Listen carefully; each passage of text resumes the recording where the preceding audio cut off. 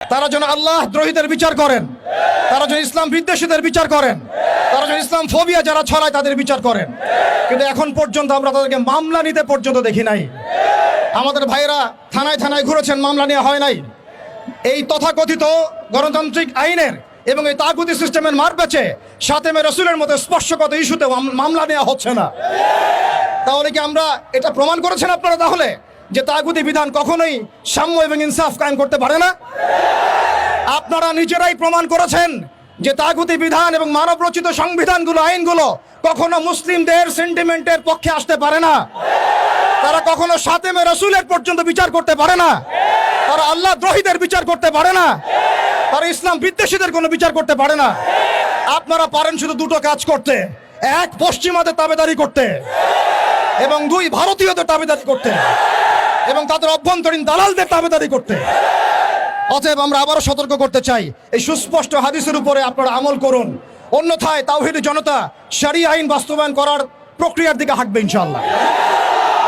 ইয়া খিলাফা ইয়া শাহাদাত, হয় খিলাফত না হয় শাহাদাত, হয় খিলাফত না হয় শাহাদাত। সম্মানিত তাওহীদি জনতা, আমি অল্প কথা শেষ করব। আমরা এই তাগুতি সিস্টেমের কাছে কোনো রকমের আবদার করতে এখানে আসি নাই। আমরা তাগুতি সিস্টেমের কাছে আবদার করতে আসি নাই, বরং আমরা অধিকার পেশ করতে এসেছি। এটা আমাদের কোনো দাবি না, বরং মৌলিক অধিকার। আমরা আমাদের মৌলিক অধিকার পেশ করতে এসেছি। প্রিয় তাওহীদি জনতা,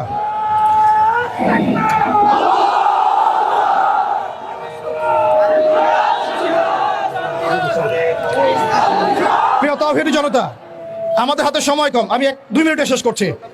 আমরা এখানে বিগত জুমায় রাখাল রাহা এবং তার দোষকদের ব্যাপারে ব্যবস্থা নেওয়ার জন্য এখানে এসেছিলাম, এই দাবি উত্থাপন করার জন্য এসেছিলাম, কিন্তু আমরা এর কোনো বাস্তব প্রতিফলন দেখি নাই।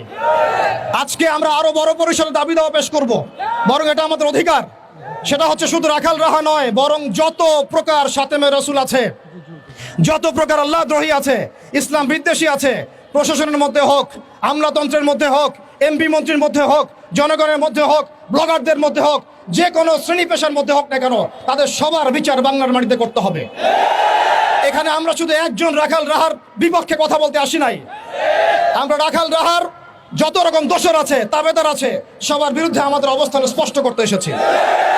দ্বিতীয় কথা হচ্ছে, এই সিস্টেম প্রণয়ন করতে হবে এমনভাবে যাতে আন্তর্জাতিক বিচার ব্যবস্থাকে পর্যালোচনা করে এমন একটা ব্লাসফেমি আইন বাংলাদেশে প্রণয়ন করা হয়, যাতে এই বিষয়গুলোর বিচার তো হয়, ইন ফিউচার, ভবিষ্যতে বাংলাদেশের মাটিতে কেউ আল্লাহ এবং তার রাসূলকে কটূক্তি করার সাহস না পায়। এমন একটা আইন আমরা প্রণয়ন করতে চাই আপনাদের মাধ্যমে, এবং এমন একটা আইন প্রণয়নের দাবি করতে চাই আপনাদের কাছে, যেই আইনের মধ্য দিয়ে আগামীর বাংলাদেশে কোনো প্রজন্ম গড়ে উঠবে না যারা আল্লাহ এবং তার রাসূলকে গালিগালাজ করে। আমরা জানি আপনারা শরিয়া কায়েম করতে পারবেন না, আমরা জানি আপনারা ইমারা কায়েম করতে পারবেন না, আমরা জানি যে আপনারা আল্লাহর বিধানকে আল্লাহর জমিনে বাস্তবায়ন করার ক্ষমতা রাখেন না, কিন্তু অন্তত শাতেমদের বিচারের আইনটা বাস্তবায়ন করে নিজেদের ঈমান এবং মুসলিমত্বের ন্যূনতম পরিচয়টুকু দেন। নিজেদের ঈমান এবং মুসলিমত্বের ন্যূনতম পরিচয়টুকু আপনারা প্রদান করেন। প্রিয় তাওহীদি জনতা, আমরা শেষ কথা বলছি এটাই, যে আমাদের সরকার এদের বিরুদ্ধে আমাদের অবস্থান নয়, আমাদের প্রশাসন তাদের বিরুদ্ধে আমাদের অবস্থান নয়, আমাদের জনগণ তাদের বিরুদ্ধে আমাদের অবস্থান নয়। আমরা আজকে চাইলে এখানে কোটি মানুষের সমাবেশ করতে পারতাম। আমরা ওয়ার্ল্ড অ্যাফেয়ার্স বুঝি, আমরা জিওপলিটিক্স বুঝি, আমরা দেশের অভ্যন্তরীণ বিশৃঙ্খলাগুলো বুঝি, কিন্তু আমরা শাতেমে রসুলের ইস্যুতে কেউ চুপ থাকবো না ইনশাআল্লাহ। যতদিন পর্যন্ত আপনারা এটা বাস্তবায়ন করবেন না, ততদিন পর্যন্ত বাংলার তাওহীদি জনতা ঘরে কখনোই চুপ করে বসে থাকবে না। অতএব আমরা সরকারকে অনুরোধ করতে চাই, আমাদের নবী আপনার নবী, আমাদের আল্লাহ আপনার আল্লাহ। প্রশাসনকে বলতে চাই, আমাদের নবী আপনার নবী, আমাদের আল্লাহ আপনার আল্লাহ। আমরা জনগণকে বলতে চাই, আমাদের আল্লাহ আপনার আল্লাহ, আমাদের নবী আপনার নবী। এটা কোনো সাম্প্রদায়িক আন্দোলন নয়, এটা কোনো সাম্প্রদায়িক আন্দোলন নয়, এটা একটা জাতীয় আন্দোলন, এটা একটা জাতীয় আন্দোলন।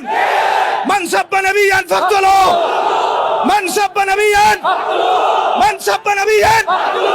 ওয়া আখিরু দাওয়ানা আনিল হামদুলিল্লাহি রাব্বিল আলামিন।